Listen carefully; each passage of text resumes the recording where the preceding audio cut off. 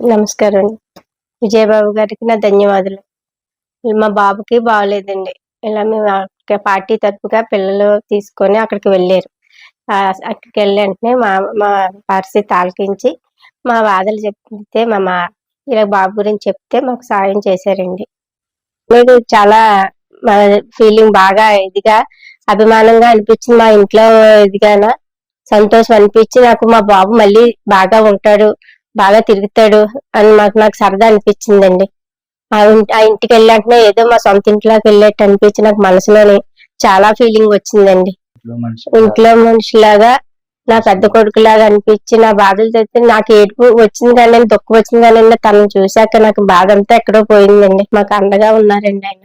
ఏదండి అలా అంటే మాకు అజేష్ బాబుకి, విజయ్ బాబుకి, పద్మమ్మ గారికి, అయ్యన్న పాత్రి గారికి మా ధన్యవాదాలండి. ఫ్యామిలీ మొత్తం అందరికీ నాకు సాయం చేశారు. నా ఇంట్లో తోడబుట్టిన వాళ్ళు అందరూ కలిపి నాకు సాయం చేశారండి.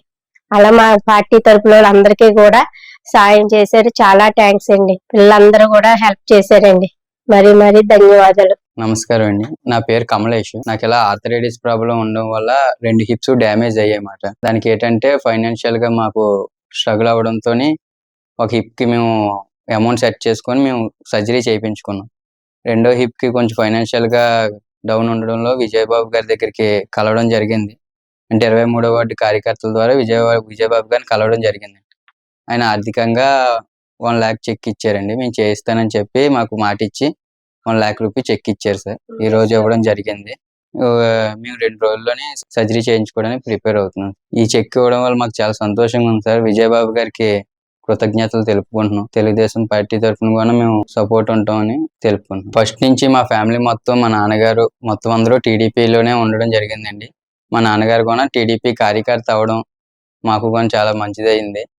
ఏ పార్టీలో కూడా చూడలేదు. ఒకళ్ళు ఆపదలో ఉన్నారంటే ఇంత స్పీడ్గా రెస్పాండ్ అయ్యేవారిని ఎక్కడ చూడలేదండి. ఫస్ట్ టైం విజయబాబు గారు మాకు ఇలాగా రెస్పాండ్ అయ్యి నా ఆరోగ్య పరిస్థితి తెలుసుకొని సహాయం చేయడం అనేది నాకు చాలా హ్యాపీగా ఉంది. విజయబాబు గారికి హార్ట్ఫుల్గా థ్యాంక్ యూ చెప్తున్నాను.